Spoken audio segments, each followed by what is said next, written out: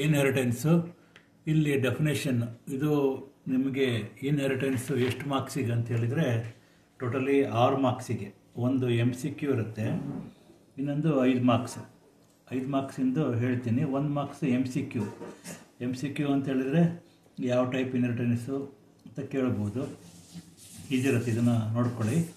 So ಇಲ್ಲಿ definition capability of one class to inherit the properties of another class is called inheritance.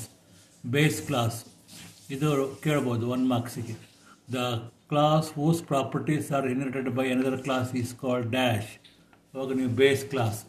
Derived class that inherit properties from base class dash ಅಂದರೆ ಹೇಳಿದರೆ derived class. Advantages ಇದು ಸಹ 5 ಮಾರ್ಕ್ಸಿಗೆ ಕೇಳ್ಬೋದು. Reusing faster, easy to maintain, easy to extend, memory utilization. So types of ಇನ್ಹೆರಿಟೆನ್ಸಲ್ಲಿ ಯಾವ್ದು ಬೇಕಾದ್ರೂ ಕೇಳ್ಬೋದು 5 ಮಾರ್ಕ್ಸಿಗೆ. ಅಂದರೆ ಸಿಂಗಲ್ ಇನ್ಹೆರಿಟೆನ್ಸು ಮಲ್ಟಿ ಲೆವೆಲ್ ಕೇಳ್ಬೋದು, ಅಥವಾ ಮಲ್ಟಿಪಲ್ಲು ಹೈರಾರ್ಕಿಕಲ್ಲು, ಅಥವಾ ಕಾಂಬಿನೇಷನ್ ಮಾಡಿ ಬೇರೆ ಬೇರೆ ರೀತಿಯಲ್ಲಿ ನಿಮಗೆ ಕೇಳ್ಬೋದು.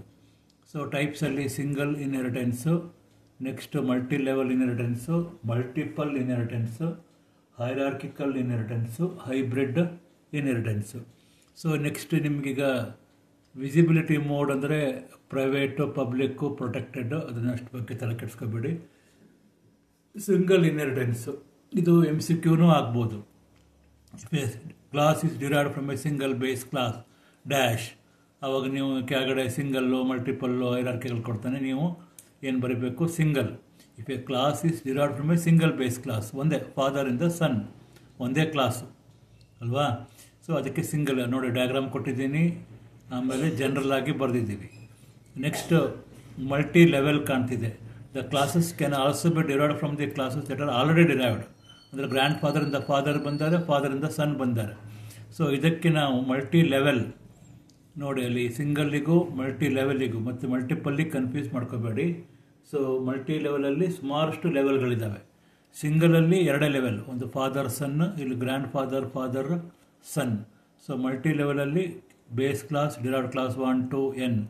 So multiple inheritance. If a class is derived from a more than one base class, ನೋಡಿ ಮೇಲ್ಗಡೆ more than one base class, ಅಲ್ಲಿ ಫಾದರ್ ಒಂದೇ ಇತ್ತು, ಅಲ್ಲಿ ಗ್ರ್ಯಾಂಡ್ ಫಾದರ್ ಒಂದೇ ಇತ್ತು.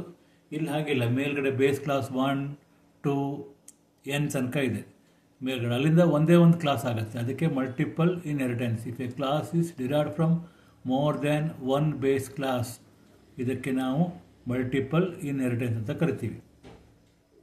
Next hierarchical inheritance. If a number of classes are derived from a single base class, ಒಂದು base ಕ್ಲಾಸಿಂದ ಸುಮಾರಷ್ಟು ನಾವು ಕ್ಲಾಸನ್ನು ಡಿರೈವ್ ಮಾಡಿದ್ವಿ. ನೋಡಿ ಈಗ ಸ್ಟಾಫ್ ಅಂದು ಕೂಡ ಲೆಕ್ಚರರ್ಸು, ಆಫೀಸ್ ಸ್ಟಾಫು, ಆಮೇಲೆ ಗ್ರೂಪ್ ಡಿ ಇವೆಲ್ಲ ಬರ್ತವೆ. ಸೊ ಬೇಸ್ ಕ್ಲಾಸು ಮೇನ್ ಇದ್ದರೆ ಅಲ್ಲಿ ಡಿರೈವ್ಡ್ ಕ್ಲಾಸ್ 1 to n ತನಕ ಬರುತ್ತೆ. ಸೊ ಇದು ಹೈಬ್ರಿಡ್ ಇನ್ಹೆರಿಟೆನ್ಸ್ ಅಂದರೆ ಏನಾಗುತ್ತೆ? ಕಾಂಬಿನೇಷನ್ ಆಫ್ ಹೈರಾರ್ಕಿಕಲ್ ಮತ್ತು ಮಲ್ಟಿ ಲೆವೆಲ್ ಇನ್ಹೆರಿಟೆನ್ಸು ಇಲ್ಲಿ ನಿಮಗೆ ಕಾಣುತ್ತೆ. ಸೊ ಇಲ್ಲಿ ಏನು ಕಾಣುತ್ತೆ? Base class, derived class, derived class 2 ಮತ್ತು ಇನ್ನೊಂದು ಬರುತ್ತೆ. ಇದಕ್ಕೆ ನಾವು hybrid, combination of hierarchical and multi level ಇನ್ಹೆರಿಟೆನ್ಸು, ಇದಕ್ಕೆ ಹೈಬ್ರಿಡ್ ಇನ್ಹೆರಿಟೆನ್ಸ್ ಅಂತ ಕರಿತೀವಿ. ಇದು ನಿಮಗೆ ಟೋಟಲಿ ಈ ಇನ್ಹೆರಿಟೆನ್ಸಿಂದ ಟೋಟಲಿ 6 ಮಾರ್ಕ್ಸ್ ಬರುತ್ತೆ. ಒಂದು MCQ, ಇನ್ನೊಂದು 5 ಮಾರ್ಕ್ಸಿಂದು ಯಾವುದು ಇನ್ಹೆರಿಟೆನ್ಸ್ ಮೇಲೆ ಟೈಪ್ಸನ್ನು ಕೇಳ್ಬೋದು, ಅಥವಾ ಅಡ್ವಾಂಟೇಜಸನ್ನು ಕೇಳ್ಬೋದು.